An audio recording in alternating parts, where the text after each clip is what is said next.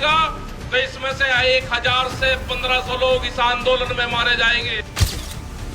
सरकार ये चाहती थी कि इस आंदोलन में कत्लेआम हो, इस आंदोलन में हिंदू सिख हो, इस आंदोलन में मुस्लिम और हिंदू की लड़ाई हो। उत्तर प्रदेश में अब चुनाव होंगे, किसी बड़े हिंदू लीडर की हत्या होगी। बच के रहना, जो हिंदू की बात करते हैं, ये आरएसएस के लोग आपकी हत्या करवाने का काम करेंगे। ये चुनाव को फिर हिंदू मुस्लिम उत्तर प्रदेश और उत्तराखंड में करवाएंगे। किसी बड़े हिंदू लीडर की हत्या करवा के ये चुनाव जीतना चाहते हैं। जो भी इनकी बात करेगा, आप बच के रहना, इससे खतरनाक पार्टियां नहीं हो सकती। आज दिल्ली में पिछले 9 महीने से दिल्ली के अंदर आंदोलन, और अगर पूरा हिसाब लगाए तो 1 साल से भी ज्यादा होगा इस किसानी संघर्ष को। अब अपने स्टेट में लोग आंदोलन कर रहे हैं। 9 महीने से ज्यादा दिल्ली के चारों तरफ दिल्ली को घेर के किसान बैठे हुए हैं।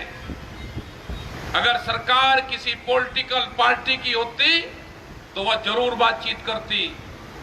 सरकार है मोदी सरकार, और मोदी सरकार को चलाती है बड़ी बड़ी कंपनियां।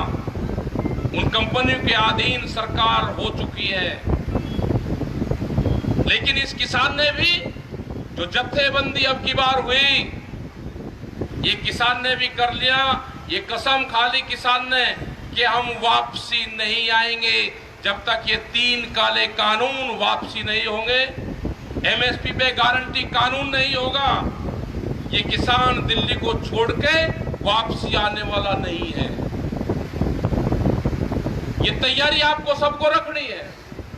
वो मुजफ्फरनगर की मीटिंग हो, बड़ी संख्या में उसमें लोग आएंगे।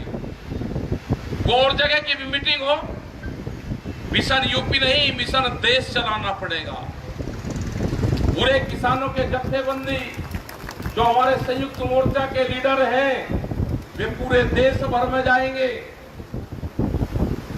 जो सरकारों की पॉलिसी है उसको बताएंगे। देश के प्रधानमंत्री ने कहा कि 2022 में आमदनी दुगनी हो जाएगी। ये बीजेपी के, उनके सरकार और यहाँ के खट्टर ये भी अपने बोर्ड लगाए कि 2022 में आमदनी दुगनी हो जाएगी। देश के प्रधानमंत्री ने कहा, हम भी बोर्ड लगाएंगे कि देश के प्रधानमंत्री ने कहा कि आमदनी दुगनी होगी। 1 जनवरी से बिकने वाली हर फसल के रेट दुगने होंगे, देश के प्रधानमंत्री ने कहा। यही तो कह रहे हैं प्रधानमंत्री कि आमदनी दुगनी होगी 2022 में, और हम भी यही कह रहे हैं कि हम अपनी फसल 1 जनवरी से, देश के प्रधानमंत्री ने कहा कि फसलों के रेट दुगने होंगे।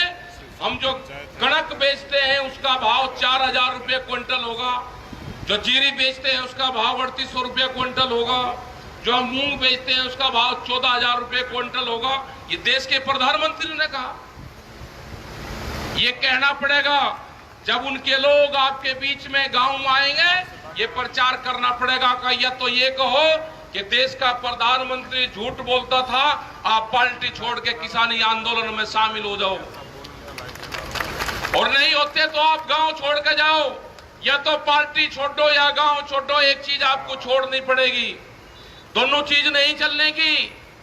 आप बनो गवर्नर सतपाल सिंह मलिक के जैसे बनो कि पार्टी में रहते हुए जितने भी किसानी आंदोलन के पक्ष में उन्होंने आवाज उठाई, आप बनो कि सतपाल सिंह मलिक ने कहा कि जो खट्टर ने ये आंदोलन पर लाठियां चलाई है, ये गलत करा है, उस अधिकारी के खिलाफ कार्रवाई करनी चाहिए, उस अधिकारी को सस्पेंड डिसमिस करना चाहिए।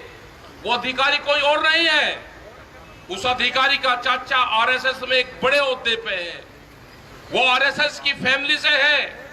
जो खट्टर है यहाँ का मुख्यमंत्री, वो भी आरएसएस की फैमिली से है।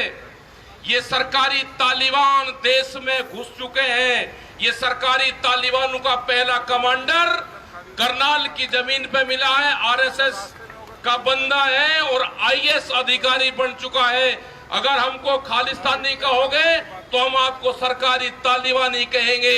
ये याद रख लेना, यहाँ की सरकार सरकारी तालिबानों का तमका और आपका कमांडर करनाल के अंदर है। ये किसान उसको कभी माफ नहीं करेगा। उनकी फैमिली, जिनका बच्चा वहां पर शहीद हुआ है, उनका परिवार तुम्हें कभी माफ नहीं करेगा। 302 का मुकदमा और सस्पेंड अगर सरकार ये भी नहीं करती तो उसकी पोस्टिंग करो झारखंड में, उसकी पोस्टिंग करो छत्तीसगढ़ में, नक्सली क्षेत्र में उसकी पोस्टिंग करो, वहां पर जरूरत है इसकी। परमानेंट लिख के दो भारत सरकार कि इसकी पोस्टिंग वहां पर कर जाती है। अगर आईएएस रहेगा तो ये वहां पर ड्यूटी करेगा। ऐसे खतरनाक आदमी की तो जरूरत वहां पे है। अपने आंदोलन को शांतिपूर्ण तरीके से हमारा आंदोलन चलेगा। भारत सरकार के अधिकारियों का यह कहना है कि इस आंदोलन को जब हटाया जाएगा तो इसमें से 1000 से 1500 लोग इस आंदोलन में मारे जाएंगे। मारे गए हैं, हमारे 650 लोग शहीद हुए हैं। क्या भारत सरकार जब ही मानेगी जब इस आंदोलन के 1500 लोग शहीद हो जाएंगे? ये उनका पूरी रणनीति थी। 26 तारीख के बाद में जो घटनाक्रम हुआ उसमें इनकी रणनीति थी कि आंदोलन को हम हटाएंगे तो आंदोलन में हजारों लोग से ज्यादा इस आंदोलन में मारे जाएंगे। ये फीडबैक सरकारों के थे। सरकार ये चाहती थी कि इस आंदोलन में कत्लेआम हो, इस आंदोलन में हिंदू सिख हो, इस आंदोलन में मुस्लिम और हिंदू की लड़ाई हो। और आज भी जब भी उत्तर प्रदेश में अब चुनाव होंगे, किसी बड़े हिंदू लीडर की हत्या होगी, बच कर रहना। जो हिंदू की बात करते हैं ये आरएसएस के लोग आपकी हत्या करवाने का काम करेंगे। ये चुनाव को फिर हिंदू मुस्लिम उत्तर प्रदेश और उत्तराखंड में करवाएंगे। किसी बड़े हिंदू लीडर की हत्या करवा के ये चुनाव जीतना चाहते हैं।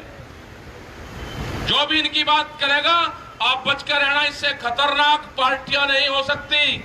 जिसने अपने लीडरों को अंदर बंद कर रखा है, कहां है लाल कृष्ण आडवाणी, कहां है मुरली मनोहर जोशी, जो स्टेज पर कहते थे कि सुविधा से जागरण के मंचों में बात करते थे, ऑर्गेनिक फार्मिंग की बात करते थे, पेस्टिसाइड आउट ऑफ इंडिया की बात करते थे, कहां गए? आज उनके घरों पे पुलिस लगा रखी है।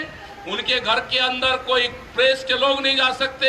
एक बयान देने की हैसियत उनके बुजुर्गों की नहीं है। उन्हें घर में कैद कर रखे हैं।